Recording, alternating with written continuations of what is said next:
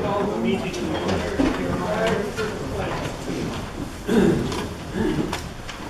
Pledge allegiance to the flag of the United States of America and to the republic for which it stands, one nation, under God, indivisible, with liberty and justice for all.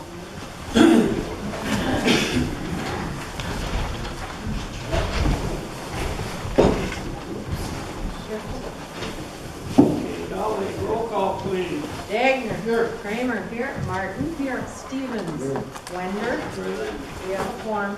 Thank you.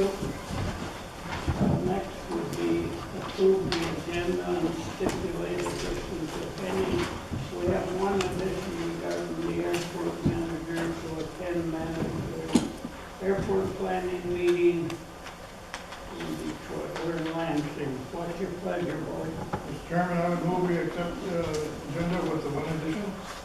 John, so far, comments, none, all in favor, signify by aye. Aye. Opposed, same sign, motion carried. We got the meeting minutes of Airport Committee, October 5th, special board meeting, October 7th, regular board meeting, October 10th. What's your pleasure? Mr. Chairman, I move that we approve the minutes as posted. Moved by Bart, Support. support Joe, comments, all in favor, signify by aye. Aye. Opposed, same sign, motion carried, and we have students. Yes, we have students from Iron Mountain High School in attendance tonight. Raise your hand when I call your name, please, so we can see who you are. John Lincoln Pettibone, Riley St. John, Desiree Wheeler, Nate Bluecamp, Sophia Schinderly, Maggie Mooney, John Paul Smith, Alina Hill, and Michael Koulis. Are there any newcomers? I think if there are any students who are here, come up and sign this afternoon. Okay, thank you, Ann. We're down to citizen time. Any citizen want to address the board? Carol, you know the procedure. Gerald McCole, Channing, Michigan. This is October 24, 2016. Addressed to Dave Lee, DC News Online, Jason Asselin, UP News and Video, Aaron Harper, WGNR Radio, and Bessie Bloom, Managing Editor of the Daily News. This is regards Commissioner Barbara Kramer and the County Commissioners. This is the reply to the letter read at the Monday, October 10th, 2016 Dickinson County Board of Commissioners meeting by Commissioner Kramers during Commissioner's personal privilege. This is my first chance to reply. There's a copy of her letter attached and part of the minutes.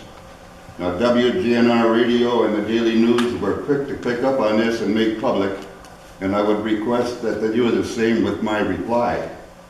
Now, to set the record straight, all the charges against Kramer were made to prosecuting attorney Lisa Richards, who advised they should go to the proper law enforcement agency, which turned out to be the Michigan State Police. On Tuesday, August 2, 2016, the criminal complaint was filed with Michigan State Police Trooper Jacob Mundy under incident number 85-1195-16. This investigation continued until September 23, 2016, when Trooper Mundy advised he was done and was handing everything over to Dickinson County Prosecutor Lisa Richards to appoint a special prosecutor. Now, Commissioner Kramer is not being truthful. She was not authorized by the county board to attend any Dickinson meetings. Investigation shows that for decades, a representative of the county board did see board agendas, DHS, community service agencies, Commissioner Smith, and then Commissioner Kramer. Commissioner Smith did attend all Dickinson meetings and report to the county board and the public. Commissioner Kramer did not attend any Dickinson meetings and report back to the county or the public. Records show she then went on the Dickinson Governing Board through Dickinson Governing Board Chairperson Pete Schlitt and was not appointed by Commissioner Henry Wender, Chair of the Board. Now, reply to the second paragraph of her letter, I am alleging that I am not only challenging the integrity of Commissioner Kramer, but the integrity of the entire board. If people would get their heads out of the sand and investigate, they would find that Dickinson County Commissioner and Chairperson Henry Winder did between September 12, 2016 and September 26, 2016, while the Michigan State Police investigation was going on, and to protect himself, Kramer and others, did against democracy and acted as a dictator by himself, changed the words of the agenda wording for board meetings from DHHS/Community Service Agencies Commissioner Kramer to DHHS/DICSA Commissioner Kramer. Now, Ms. Kramer, John, Henry, and all involved know by now that I never put anything in writing or make allegations that I cannot back up with facts, as I have proven in the past. The only solution to overcoming the past 30 years of non-democratic Dickinson County government is to replace all 5 commissioners and replace them with commissioners that would write rules and guidelines that would guide them instead of just what occurred. Take the advice of Pope Francis, study the issues, pray, and vote your conscience. Gerald McCole, concerned citizen, Channing, Michigan. Copy to Dale, Allison, Reedy, and Kevin Pirlot. Okay, thank you. Anyone else like to address the board? I got my own clock. Let's stay on time.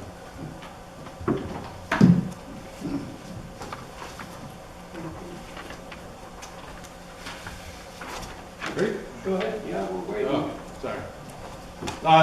Issue I'm speaking on tonight is an agenda item regarding the approval on the hospital issue of changing the ownership or title of that hospital. Have no mistake, I'm not speaking for or against the issue that is before you tonight. I'm not speaking for or against the issue of what the hospital is asking to do. Tonight I'm clearly speaking on behalf of the citizens that we do not have, as citizens, enough information to know what you are doing. When I picked up my packet Friday, looked at it Saturday, discovered this resolution in the packet, I was like, what did I miss? I've been following the board quite closely all year. Looked through the packet, discovered I missed something. I forgot to attend the airport committee meeting on October 5th. The agenda has it for the boardroom, but that meeting was held at the airport. At that meeting, which the airport committee consists of the 5 commissioners, which I believe is an inappropriate action in itself in compliance with the Open Meetings Act, because you are a quorum of the sitting body. But you consider it a committee and you assign those committee hearings at the beginning of the year. I understand that. And if you strictly stay with airport issues, it's kind of a compliance with the Open Meetings Act. However, on October 5th, you did not. You chose to discuss other business. Hospital memo is on file with the county clerk's office. Commissioner Stevens stated he had more questions and was not comfortable voting on this. You all have this in your packet tonight, up there. He asked the board if they have anything to say on the land or the hospital, blah, blah, blah. You'll be able to see this information in detail. Most of you have commented on the hospital issue that you're being requested to make a decision on tonight. That was October 5th, again, at the airport committee meeting. I don't think there were any citizens at that meeting, but it was held out at the airport in whatever room, I don't know. October 7th, you had a special board meeting of the county board. There's no comment about the hospital asking to change the title of the hospital whatsoever at the October 7th board meeting. An actual official meeting of the governing body of this county. October 10th, you had your regular board meeting. Your regular board meeting consists of report of standing committees. The report on the standing committee of Commissioner Stevens was none. There's not in the packet. And now we're here today. with the agenda in front of you, in front of all of us, very little information discussed, certainly none where anybody noticed, and you're being asked to make a very important decision. And a decision that has no recourse after you make it, should you go along with it. I feel that you have failed the citizens of Dickinson County. Now, I've heard Commissioner Dagner discuss this very type of issue before to the county board of discussing these other issues at these committee meetings. And he's been against that, and I'm against that. The hospital issue. You got 1 minute. Kevin. Thank you, Annie. The hospital issue will sink or swim on its own, but you need to discuss this in a public manner, not at the airport committee meeting, out at some back room of the airport. You failed the citizens of Dickinson County by doing so. I think you need to listen to John with his comments earlier this year and I know it was on a finance committee meeting, discussing these other issues. Other issues are wrong. Time is up. Okay, any other citizen like to address the board? I only got a couple of comments, and I didn't know this was going to be on the agenda. I didn't know this was coming up tonight until I picked up my packet also. But I'm not for or against it. I don't know that much about it. And I know that the hospital wants to reclassify themselves to nonprofit status. Okay, I hope you don't plan on voting on this tonight. I think that maybe you should set up a special meeting to inform the taxpayers of Dickinson County as to why this is being done. Maybe explaining the pros and the cons, because I'm sure that all of you sitting on this board don't even know the pros and the cons. I do believe that Marquette General, before it was sold to Duke, also changed their status from to a nonprofit. Okay, I know that changing it to a nonprofit makes it more marketable, and you have to have, in order to have partners, like with maybe Bellin, you need to change it. I know that the meetings that you're having with the hospital, I believe they're in closed sessions, and I don't understand why they would be. Yeah, I could be wrong. But taxpayers didn't know anything until tonight. So I think that in the taxpayers' best interest, you should postpone this vote until you have a special meeting to explain everything so that everybody would feel better and understand what is the end game of the hospital. Thank you. Thank you, Jeff. Anyone else? Seeing none, we're moving on. Finance and resolution legislation. I'm sorry, Barb. I'm sorry, 7R. That will come up here. It'll come up with. You want me to read it now? No. Okay, there is no other resolution then, right? Okay, finance and Well, number 1 is listed as a conveyance of recommended 2017 Dickinson County budget, but that is not going to happen tonight. So we'll just move on.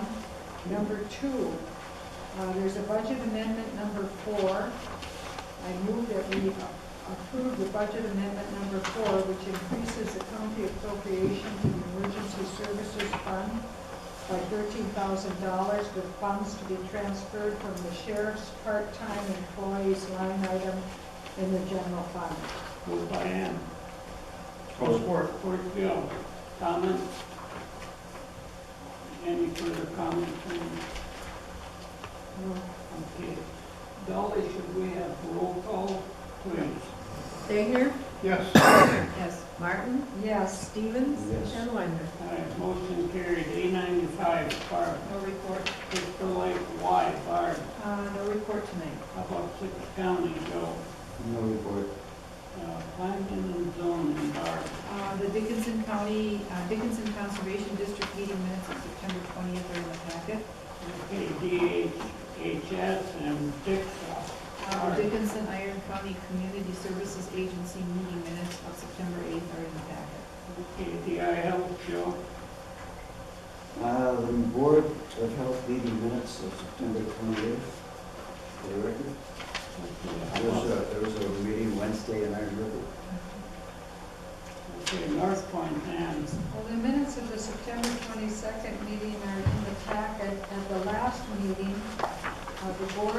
approve accepting the regional performance payment from fiscal year community health funds in the amount of $200,000, which is going to be paid to all of the entities in North Care, which is they've broken it down, $1,000 for every full-time employee, $500 for part-time, and $250 for special part-time.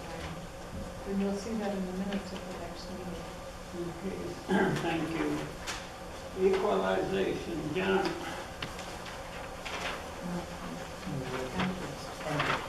Did I skip one? Pinecrest, John. Just have our meeting on Thursday. We have our equalization, John. We have the 2016 apportionment report by Utilization Director Cindy. Thank you, Chairman Dickinson. Commissioner, you have before you the 2016 apportionment report for Dickinson County. The apportionment report is basically a compilation of all the villages, taxable values as of the close of the March quarter review, and the expected tax levies for each of the taxing jurisdictions in the county, the 7 townships and the 3 cities. This year, impacting the taxable value are 2 things. Predominantly, we've talked about in the past, eligible manufacturing and personal property, which is a new exemption, which was part of Proposal 1 from 2014 that kicked in for the first time this year, and losses caused by the tax tribunal decisions in the last year.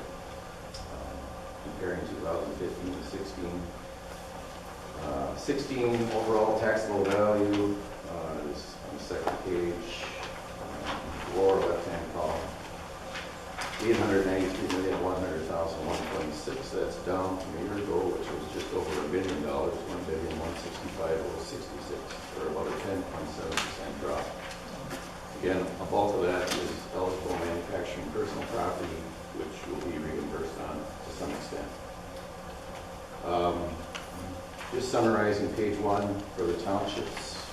The figure you see on the bottom left, $488,646,255 in taxable value. That's down from $589,241,983, or roughly $100 million, and most of that is in Brighton Township. Brighton Township, of course, had the mill reduction in terms of taxable value, and Home Depot was also included in that loss in taxable value.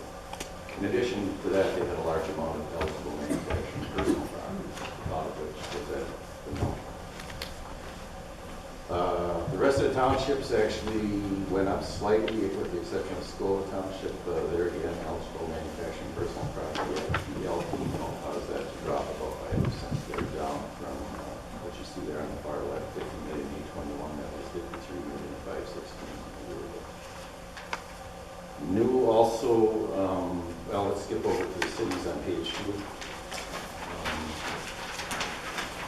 There again, some of the losses, most of those losses in taxable value are caused by eligible manufacturing personal property. If you look down towards the bottom on the left-hand side, you'll see the city totals of $404,453,871. That's down from a year ago, $410,923,073, or about $6.5 million, roughly 1.6% drop.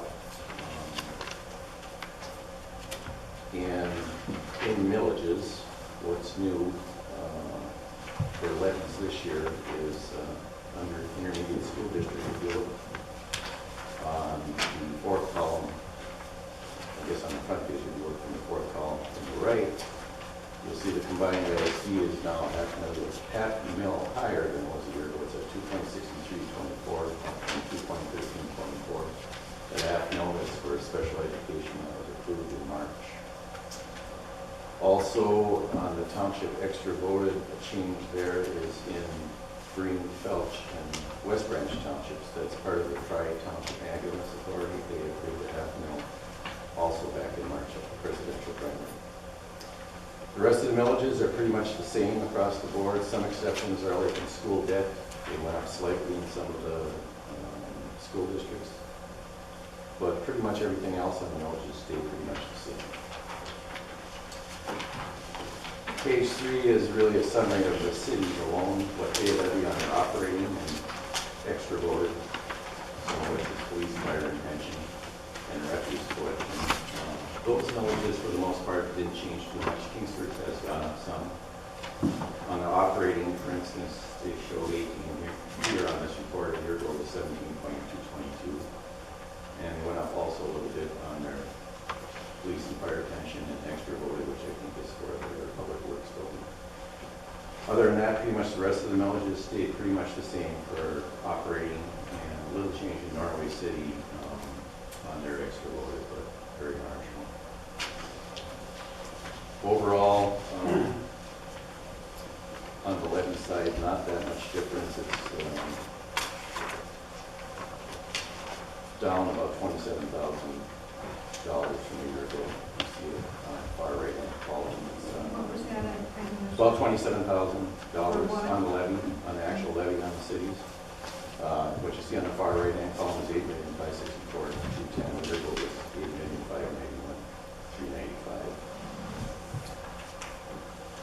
The next page, page 4, is state education tax monies. A lot of this is statistical in nature, but if you get a breakdown in the school districts, Iron Mountain dropped about 0.5% in value. Brighton Township, of course, the largest drop, about $95.8 million. A lot of that, as you said, is caused by the tribunal decision. Eligible manufacturing personal property, they're down about 18.8%. Norway Vulcan about 0.2%, and North Dickinson about 1.7%. Page 5 is operating levy on the school operating, and that number there, which you see in the far right hand column, $6,831,525, is down from a year ago, $7,229,557, about $398,000, or about 5.5%. Page 6 is DNR assessed land. That's the only assessed land the assessor doesn't value. That's valued by the DNR. There's roughly 26,000 acres. That didn't change too much from the prior year. That's pretty much where it was a year ago. And page 7 is just the city portion of DNR assessed land. That's very marginal. There's only 27,000 in taxable value. You see on the far left column. There's a lot of revenue for the cities. Far right and column total shows the dollar amount, $533. Page 8 is commercial forest land. That remains at $1.25 an acre. The total acreage is on the far left column on the bottom. We'll see 49,835. That's the acreage at $1.25 an acre, generates about $62,300 for the entire county. And then that's split out, as you can see, by the individual taxing authorities. That did not change basically from the prior year. Page 9 is where it all comes together, where we kind of add all these prior pages up. We summarize it on one page. The only thing we're adding here that's not on the previous pages is the IFT values, and those are, just like the DNR and commercial forest, those are special act levies, where essentially the eligible property owners get half the millage, pay on half the millage instead of the entire millage up to a period of 12 years. That dropped about $1.7 million. Again, some of that is tied into the eligible manufacturing person property. So as you get to the bottom, after we subtract out the Renaissance zone and the capture in Norway City, you can see we're at county operations, $5.4 million, roughly $5,451,922. A year ago, that number was $6,053,053, so that's significant. That's like $602,000. But of that amount, we're estimating as best we can the reimbursement will be around $490,000. We don't know that officially until about November 7th, so that's going to bring that total up to about $5,942,130. That's still down about $111,000 from where it was a year ago. And you know, by the tribunal decisions, the $23 million we lost in taxable value, that alone was around $141,000. So the difference is really some new construction offsets that, but there's no way you're going to offset that kind of loss in taxable value in 1 year. That's historic, I guess, from our perspective. The other reimbursements and estimating across the board for county extra loaded would bring the number you see for the library there at $799,102 with the reimbursement would bring it up to about $871. For the health department, you show $372,914 with the reimbursement will bring it up to about $400,000. And Bay College 87 is shown here 887,891 with the reimbursement will bring it up to about 967. Senior citizens 355,156, but with the reimbursement will bring it up to about 387,194. Road commission, same situation, 446,922, but with the reimbursement we're thinking it's going to be closer to 486, almost $487,000. Still, across the board it's down, but the balance of that you can pretty much say is tribunal decisions that's caused the drop. Again, enhanced 911 millage, because that millage was levied for the first time in 2013, it does not qualify for that eligible manufacturing personal property reimbursement like we talked at the finance meeting. They're taking the lowest of the millages levied from 2012 to 2015. That millage was first levied in 2013, so it doesn't qualify for any reimbursement funds. So, to summarize, basically, we're down in terms of the total levy about 1.8% with the reimbursement factored in, so down about $111,800. And as I said earlier, we'll know that reimbursement number more exact November 7th, and it'll be published statewide. So I'm estimating it to the best of my ability at this point in time. So I can't show that on the report because we're not adopting a reimbursement, we're adopting only what's levied. So that's why we left those numbers out of here. Okay. That kind of summarizes it. Any questions? Comment is challenges, there are a lot of challenges there. One little thing I didn't mention last meeting, about that darn store situation. It's kind of languishing in the Senate Finance Committee at this time. The governor's office kind of feels that the Menards case that's been remanded back to their tribunal will kind of take care of this, so they're not too concerned about that Senate bill passing apparently. The only problem with that is that also is under appeal. Menards has appealed that to the state Supreme Court. So if that case is reversed, then the Court of Appeals are back to square one essentially. So it's kind of important that that Senate bill moves forward. But at this time it's kind of stalled. So that's from the governor's perspective. Okay, Jim, what else? Just like to thank you for your time and effort and right information. I mean, it's not the best picture we. No, it isn't. I forgot to mention a little bit on permits year to date. I kind of just did a summary through into August, comparing August of 16 to August of 15 year to date.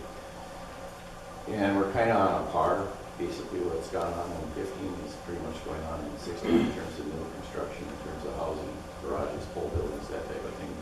Probably a little bit ahead in volume in dollars, but down a little on the commercial industrial side, so we're probably pretty close to where we were a year ago. So I'll probably bring you up to date in January for all of the year, but that's kind of how it's looking so far year to date. Is the personal property tax an ongoing thing? Will we experience these reductions going forward? It's, it'll go on through 2022 and all of that industrial personal property. So there'll be reimbursements every year and they'll be a little bit larger each year as that value lost increases. But again, this is the first year of that reimbursement, so they could surprise us a little, but I'm kind of hopeful that the numbers that calculated here on the reimbursement are accurate. So that's it, Very good. Thank you, Sid. John, building, real We have to estate. accept that first, Mr. Chairman. I move we accept the apportionment report. Okay, moved by John, support Barb. All those in favor, signify by aye. Aye. Opposed, same sign, motion carried. Thank you, John. Okay. Go on, building plot. Okay, at this time, I would like to have our county controller give us a recommendation on what he had found out. We contacted both,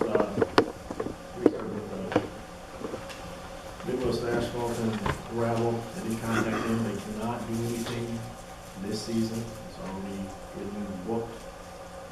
They will, if they accept the bid, they will accept the price for next spring. They can do the work on the weekends, or we're going to interview with the parking lot during the work week. I did also adjust the manual couple of them, so they can come by and look at that as well. I recommend we go for bid for the lower $29,424. John, what's your pleasure? Okay, I would move that we accept his recommendation to go with Midwest Asphalt Gravel for a bid of $29,425. Moved by John, is there support? Support. Support, Joe. Any further comment? Just to note that this money is in the budget. We'll carry over to next year. Okay, roll call, please. Kramer. Yes. Martin. Yes. Stevens. Yes. Wender. Aye. Degnan. Yes, Motion carried. and his recommendation on the roof.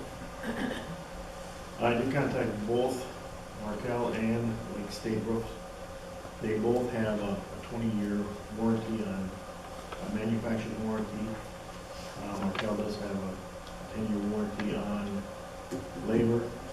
Over the phone, Lake State said they didn't have a 20-year warranty on the labor. The big differences there are, Markel said that weather permitting, he would get to it. If he could not get to it, he would do all the patching and repairs needed to get us through the winter, and it was included in the bid price. He also said that what was also included in the bid was the parapet sealant on that. And the only other discrepancy between the two were anything over $1,000, anything over 1,000 square feet for damaged insulation was $1.25 per square foot with Markel, and 75 cents per square foot over 1,000 with Lake State. We would recommend the Markel at $39,893. Mr. Chairman, I would move then that we go with the Markel bid for $39,893. Moved by John. Support. Support, Joe. And now you also said, talking to you today, that Markel, if they couldn't do the job this fall, they'd come in and patch. Yep, that's actually right in his bid specs. He said that in weather permitting, actually I don't see it being rain this year, just for the weather, but he said he was coming in patch what's needed to be patched. And the lake said that for those out there, it was $46,970. So the difference is about $7,000. Yes. Okay, Mr. Chairman, John? I just want to clarify this, that there's two different materials being used, and it was brought to our attention that we should investigate that. We did that, and there's a 20-year warranty on both products, so. Okay, roll call, please. Martin. Yes. Stevens. Yes. Wender. Aye. Degnan. Yes. Kramer. Yes. Motion carried. Public Safety Judiciary Chair. Got anything for us? Nothing. Okay, you've been working? Of course. Okay. Parks Committee, Joe. No report, except there was a meeting last Monday for the Friends of Lake Anton, which we kind of went over the year, and also what to expect for the spring. So we got some notes taken and some goals to meet. So that'll kind of be moved on to the winter a little bit. Okay, Airport's my committee.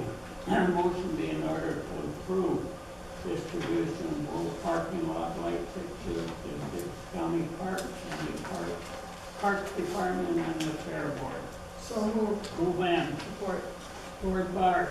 All in favor, signify by aye. Aye. Opposed, same sign, motion carried.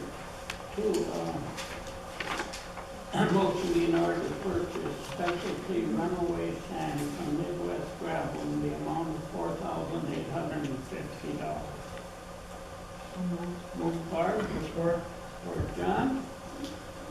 Roll call, please. Stevens. Yes. Wender.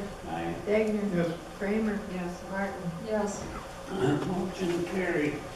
And the third item is a motion be in order to change order number 1, reducing contract price by $4,825.97 for FAA contract 3-26-0049, 2016. And that's regards to rehabilitation of runway 1331 and remark airfield, and authorize chairman to sign the same. And move we approve this change order number 1. Move by Ann, Support. support John. Any comments? Roll call, please. Wender, Aye. Stevens, Yes. Martin, Yes. Kramer, Yes. Degner. Yes. Okay, motion carried. Fair board, John. No report tonight, Mr. Chairman. Excuse me, we have one addition on the agenda. Oh, the new addition, okay. A motion be in order to approve the airport manager to attend mandatory airport planning meeting with the FAA Detroit Airport District Office Director in Lansing, Michigan, at approximate cost of $400. Move Barb, to approve. Move for this. There's No support. support John. Any further discussion? Brian tells me he's carpooling to bring the cost down. He's carpooling to drop the cost down, otherwise we have to attend in December, and we know how treacherous the roads can be in December. Okay, roll call, please. Degner, Yes. Kramer, Yes. Martin, Yes. Stevens, Yes. and Wender. Okay, motion carried. Fair board, John. No report tonight. Librarian, The minutes of the October 11th meeting are in the packet. One thing, we're going to see a change at the library. A fence will be installed on the southern perimeter of the property. When there's outdoor programming and there's little children, there's a danger of the children running into the street. And so you will see a fence erected there, and that was approved in the minutes. Mark, that fence is doing the work. Secondly, a gift was received from Robert Spencer, the estate of Robert Spencer. The library board knew this was coming.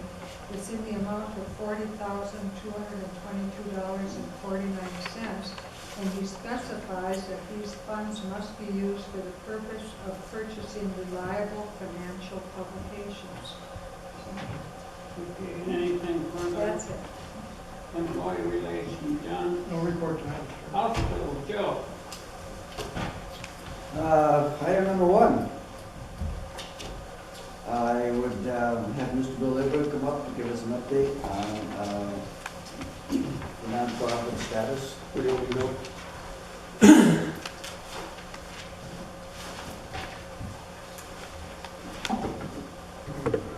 What's time do I have? 9 o'clock? Get on the agenda. No, you're not on the clock. This is county. I'll be brief. My name is Bill Edberg. I'm the the hospital board chairman for DCHS, Dickinson County Healthcare System. John Schoen's with me tonight. John's the CEO and administrator. Joe Rizzo is the public relations director for the hospital. I'm going to begin my remarks and end them the same way and tell you this is not about selling the hospital. Dickinson County Healthcare System is organized under Public Act 230.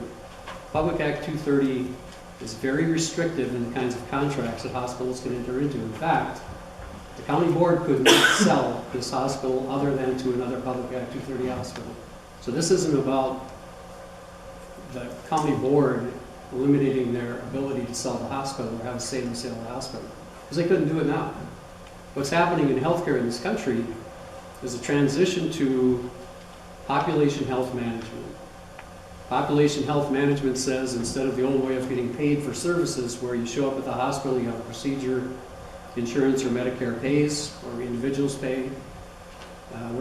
What's transitioning now is Medicare in particular, by 2018, intends to have 50% of their payments be for population health management. In other words, for keeping people healthy versus having people show up at the hospital and being taken care of.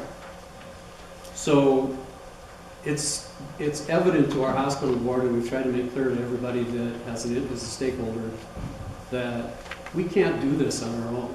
We don't have the population mass to take that kind of risk. It's a risk that could put our hospital out of business.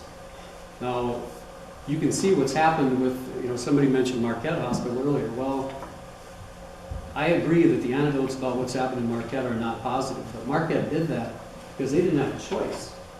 They couldn't meet their bond payments, and we don't want to be put in that position. And we think having the ability to get out from the restrictions of Public Act 230, transfer to a not-for-profit hospital, will allow us to engage with other healthcare providers to be able to create economies of scale, to contract for them for services, which we can't do under Public Act 230. Even though the Public Act 230 is kind of a strange act, even though the county board has some oversight in terms of what's permissible in terms of borrowing, some oversight as far as appointment of board members. The ability to run the hospital is very limited under Public Act 230. The taxpayers of the county really don't have a financial ownership in the hospital, and I say that, and I want to be clear on that. Public didn't finance any of the hospital. All the land acquisition and all of the improvements on that were funded by the hospital through revenue bonding. There's no general obligation, there's no commitment on the part of the county taxpayers to supporting the hospital. We'd like to keep it that way. We think this transition to a not-for-profit will allow us to engage other people to create economies of scale where we can engage with other healthcare providers, similar to what's happened with Bell and Health recently. Bell and Health is not, our inclusion in Bell and Health Partners is not a partnership with Bell and Hospital. It's a coalition with Bellin's physicians. And what it does is allows our physicians to be able to create economies of scale with their doctors, share best practices so that they can reduce costs and make healthcare services as affordable as possible.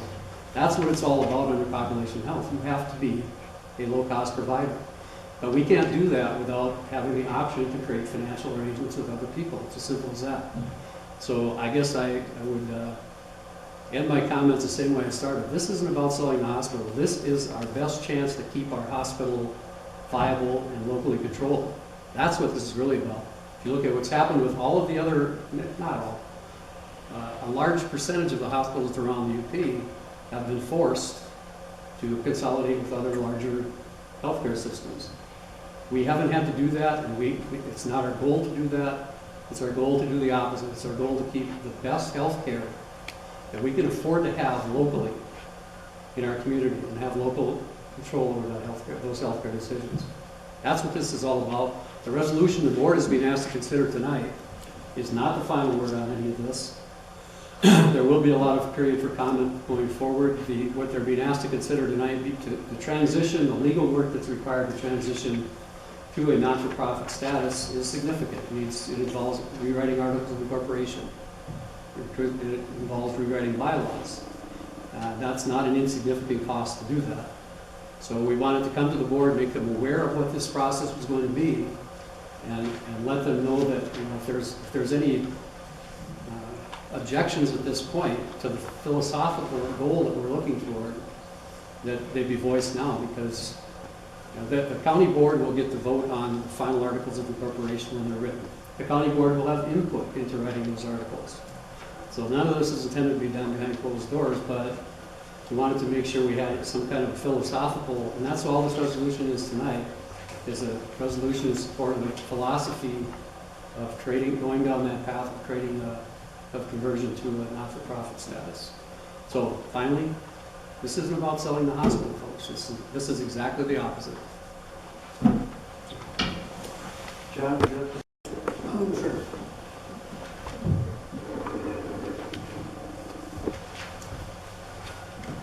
John Schoen, Administrator. Been part of Dickinson County Healthcare System since 1985. Have a personal vested interest, obviously, in our healthcare system. I think we've come a long way as a healthcare system. I think we've really partnered well with the county, the county board, this community as a whole. Like I said earlier today at a forum I had at the hospital for our employees, we're really invested into doing the best we can for this community. We've doubled the size since we moved to the new facility. Back in 1996, we had about a little over 300 employees. We had about 40 physicians, and our economic impact was around closer to $100 million. We've since doubled that, and we did that with a commitment to provide the highest quality services we can for this community. And we did that with a continual commitment to make sure that this healthcare system wasn't something that became a tax burden for this community. Again, when we moved to that new hospital, we paid off $500,000 on the old hospital general obligation bond. We did 100% of a bond issue, a revenue bond issue to pay for that new hospital. There's not a dime paid by the taxpayers for that facility. And like Bill said, we want to keep it that way. But we have the challenges, we have several big financial challenges that we're trying to figure out how to overcome. They total about $11 million, and a lot of this became known more recently with our loss of the 340B participation. That's that federal drug program, that's sponsored by CMS. Dickinson County Healthcare System became ineligible because our Medicaid, this is convoluted, I won't go into too much detail, but because our Medicaid days weren't high enough last year. So therefore, we're out of the program for at least a year. So we're hoping by next July we get back in. That one incident cost us $4.4 million. Consumers Mutual Insurance went out of business. We had a 2-year contract with them. A lot of the industries in town had them as insurers. That particular incident cost their healthcare system $3.6 million. Health insurance premiums. We just went through, we're a healthcare provider, but we just got our renewal rates for our own health insurance. Found out that they went up dramatically, $2.8 million increase. So you add up just those items that I just mentioned, that's an $11 million challenge. And, we can pull a lot of rabbits out of the hat. We've been trying. We've tried to figure out every way possible to not affect services. But I think it's really key that, again, like Bill mentioned, we have the flexibility of working with other entities to create economies of scale, to help us potentially recruit into various specialties, to retain as much care locally as we can retain, and to make sure we're able to function and survive financially with this new population health initiative. Because what they want to do, just to add one more point of clarification, Medicare wants to say, we'll pay you for the health of that population. And we're not going to pay more than X amount. And if you're able to make money out of that scenario, we'll share the savings with you. If you're not, and it costs you more than we pay you, you lose. There's going to be half of the nation that will be winners, half the nation will be losers. The losers will fund the winners.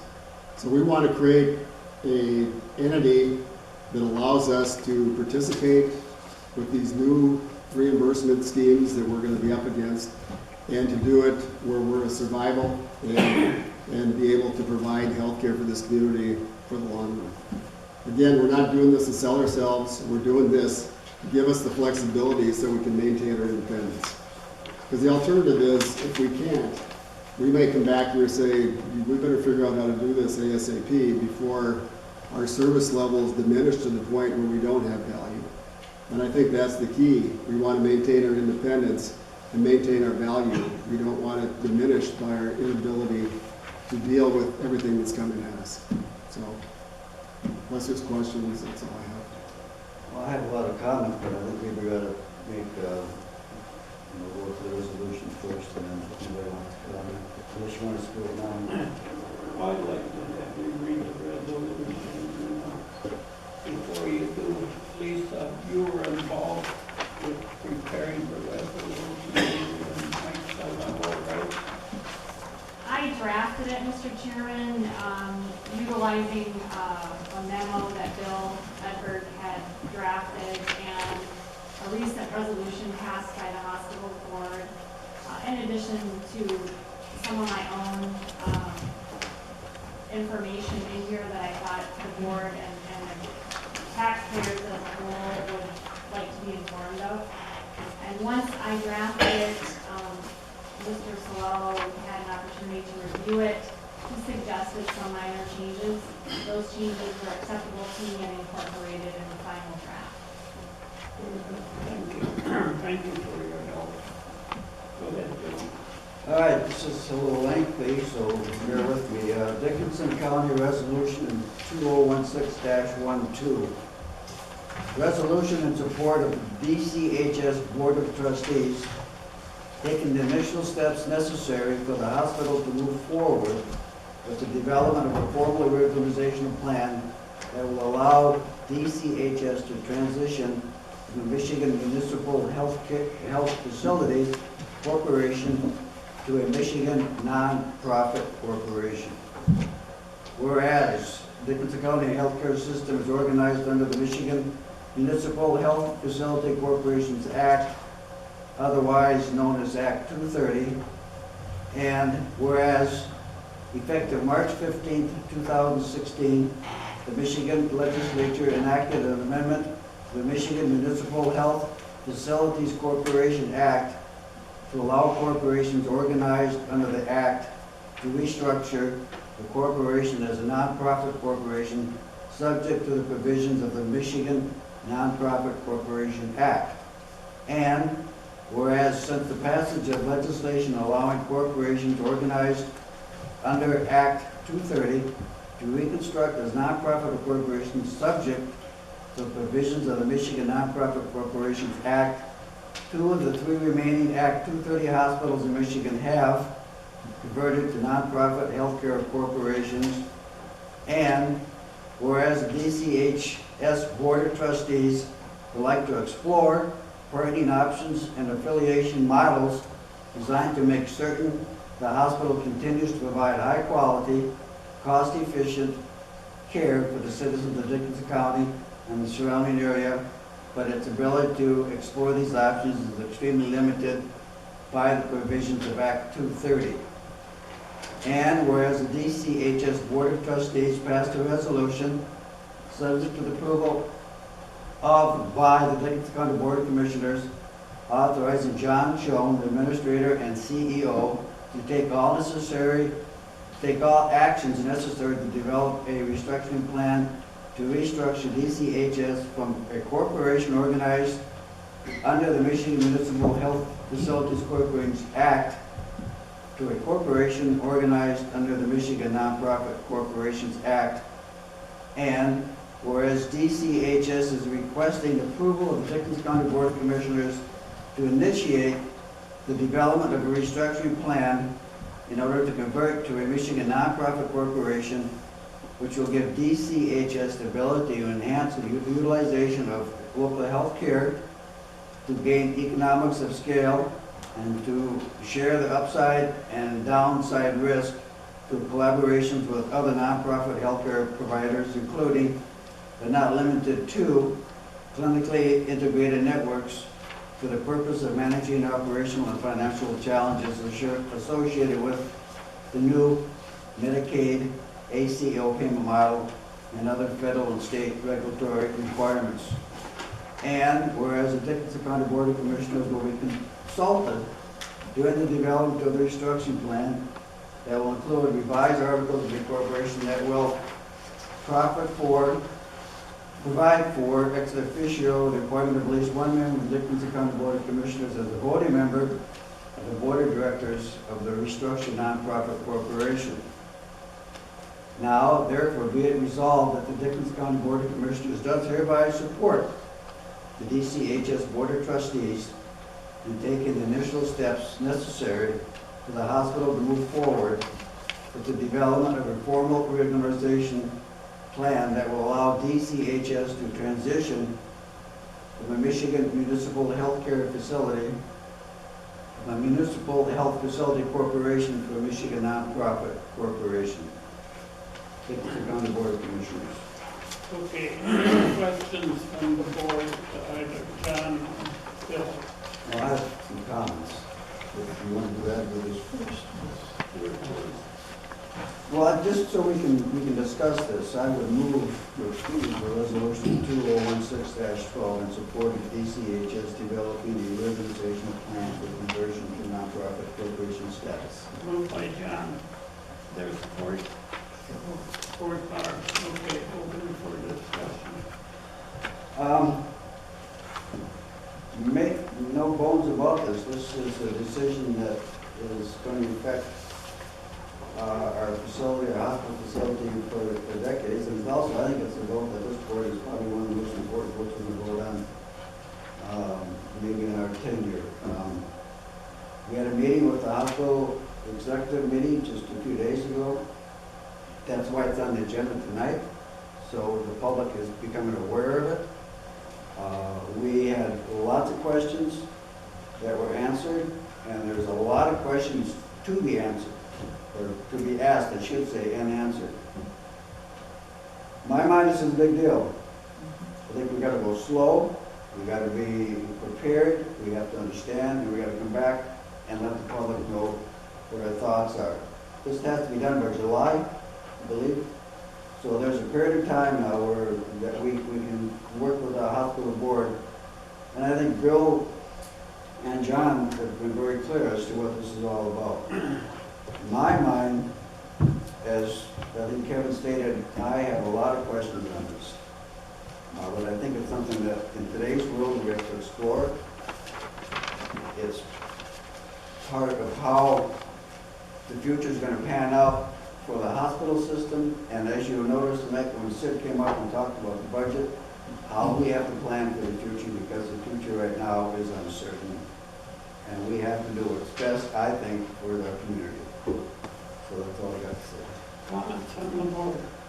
Just to be clear, we did have a posted meeting of committee of the whole. We met with the Dickinson County Healthcare System Board and our board on October 21st at 10 o'clock a.m. The minutes are not in our packet tonight to be approved. So I realized that after we got started with this, but we did have the meeting. It was, all of us attended, and we had a lot of questions, a lot of conversation, a lot of discussion. And so it isn't anything we were hiding behind or pretending that it didn't exist or trying to drop on people. I just want to make that clear that we did have a meeting. Unfortunately, the minutes were not in our packet for approval tonight. John? I just wanted to be clear that this is a resolution supporting the hospital board to progress with that initial findings and getting the information there, so when they present the final draft to the county board, we then will be able to have public information or public response back to us and let us know what they want to do. And if it's good, it's no problem. I mean, if it's what we need to do, you know, it's going to be a decision for the future of this hospital. If we can provide the service for this community at a low cost, and if we can do that, I guess that's the outlook of everybody. And I think we need the input from the people. The hospital board has the information. They're going to tell us that. They're basically coming forward and saying, this is a thing in the future that we really need to look at. So I am going to support this resolution for that reason, because I think it's something in the future that this county is going to be tagged with, and we want the best hospital care that we can have that is affordable for us. And No, I agree with what's been stated. I think the finances of an organization like the Dickinson County Hospital is very complex. And we all know healthcare is so complex today. Look at the headline in the paper tonight on the front page of the Daily News. And I have children involved in healthcare, and they tell me always the changing picture of healthcare. So I'm convinced of the need to do this. I support John and Bill and the hospital team that recommends doing this for our survival. One of my goals is to ensure the viability of the health system for our Dickinson County area, and I think this is a necessary step. And remember, this is just a preparatory step. There's nothing final about this. This allows them to have the board support to go forward and develop a restructuring plan. So it's just getting them to go ahead to develop. It is not a final step by any means. But I view this as a very necessary step to take if we want a hospital here and we want a healthcare provider. That's my opinion. Well, I think healthcare and the economic factor that the hospital brings to our community. I think this is a no-brainer. And I, for one, thought we asked a lot of questions the other day, and they were answered. And I think one of the big ones was when Bill was asked if there was any negatives, and Bill said, no, I don't see a negative. So I think the faster we move, the better off we are. Okay, roll call vote, please. Thank you, John. Kramer. Yes. Martin. Yes. Stevens. Yes. Wender. Aye. Dagner. Yes. Motion carried. Road Commission, vote, John. We have the Dickinson County Construction Code Commission meeting minutes of September 20th for information. Okay, how about the West, John? No report. We are back to citizen time. Maybe citizen want to address the board, please come forward. Seeing none, we're moving on to old business part. Nothing tonight. Petitions, new business part. Nothing. Motion be in order to accept committee reports and correspondence and place on file. So moved. Move in. Support. Support Barb. All in favor, signify by aye. Aye. Opposed, same sign, motion carried. Controller report. Brian, what do you got for us? I do have a few things. We're working on the budget. Hopefully I'll have everything put in this week, and then I want to meet with the different department heads and elected officials. Go everything before I do submit it to the county board. I would also like to set a meeting so I can have some input on where we want to go. Talking with Mr. Bray, you know how everything is going to be very tight this year. There's going to have to be some decisions that are going to have to be made on that decision. And I would like some insight on how the board would like me to proceed. On a good note, our health insurance renewal came back at 3 1/4 overall, so that's really good. Usually expect, you hear horror stories of 15, 20, 30%. We came in at 3 1/4%, so that's very good. Commissioner Kramer and myself did have a conversation with the UP director of the DNR, Stacy Willing. What's her last name? White. And we did discuss all the state-owned land or DNR land that they do have. We felt that if we can somehow get that back on the tax roll through auctions or bids or what have you, that would be a step that we would like to take. Stacy will be sending us maps of every parcel that we do have. Commissioner Kramer, so we can work with the MTA and see what we can do to get some of that land back on the tax rolls. And we also are working on our MMRA renewal. That's something that we just finished in Maui, so we'll go pretty smoothly there too. Any questions for Brian? Okay, thank you, Brian. Commissioner Privet, Ann, what do you got now?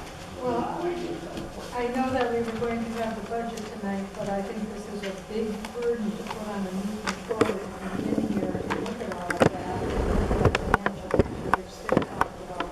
So I'm hoping that we can schedule a meeting for early next week where we help the new controller put together the budget, because it's a tough task. So I hope we can schedule that meeting early in the week. That's all. Okay, we'll have Diane contact board members and stuff in case meeting, right, board? Yes. Okay. Joe, couple of things. Two things quickly. One, I think we really got to give Barb a shout out. Thank you. She's working really hard with the DNR, trying to get some of this land back into taxable land. And I applaud her for doing it because half the land in the UP and even in the county is owned by the state. We could use some of that land. And also, I don't know if anybody's noticed, there's an election coming up soon. Don't forget to vote your conscience. Happy Thanksgiving. I don't see it. Mark, I just wanted to share that I attended my first Michigan Association of Counties Economic and Taxation Development Taxation Committee meeting via teleconference on Friday. And it was pretty exciting. Apparently, Dina Bosworth is our legislative coordinator liaison, and she was talking about the different legislation that may occur during the lame duck, and she said, you never know what's going to happen. She said, this is probably the busiest time in a biennium that she has ever experienced, but they even are talking about a 40-bill package to rehabilitate MERS in a lame duck. She said they haven't even started it yet, but they're talking about it. And unfortunately, the dark stores, it's sitting in the Finance Committee, and the chair does not want to release it to the floor of the Senate. And he's got if you have a strong feeling, please contact him. And his name is Brandenburg, and it's a state chamber of commerce that's resisting this bill. But anyway, it was kind of an interesting, I got lots of different ideas. There's a nonprofit bill that's going through. They want to push the nonprofit status for sportsmen's clubs, which is tending to get a lot of resistance through the Michigan Association of Counties. We think we've given them enough free taxable, non-taxable value to the state already and to different groups. But anyway, my first meeting, I did a lot of listening, and it was very good. Thank you. John, I just would like to respond to Mr. Pirlot's deal that we have private meetings out at the airport. We have an airport committee, and there's 5 commissioners on that committee. We meet at the airport because it's an airport. We don't go there to hide anything. It was an open meeting. Everybody is welcome to come to that. And there is, on every agenda, there is other business. Things to be talked about. No action is taken. We take it at a full board meeting on the floor. Right here is where the final action takes place. So if we failed the public for discussing a couple items for discussion purposes, no action was taken, then I guess in your mind we failed you. I feel we haven't. I feel that we meet in good honor to taxpayers, and we try to promote fair justice for everyone. I don't think we meet behind closed doors. okay. Secondly, I would like to congratulate all the teams that made the Michigan High School football playoffs, and I wish them all good luck. So, good luck. And also, we have our neighbor, Brian is a defensive coach for Niagara Predators. So they won the first round. They're playing Friday night again. Congratulations. I would like to say, I have no trouble voting on this hospital issue tonight. I don't think we can go to every citizen and ask them what they think. I represent a good number of people, and it don't bother me to vote on their behalf. And I'm glad it come before us tonight, and I would hope the hospital PR can have more PR on this as we go forward. Okay, with that, a motion to adjourn. No, ma'am. Or Barb, all in favor? Gerald McCole. Aye. Opposed, same sign, motion carried.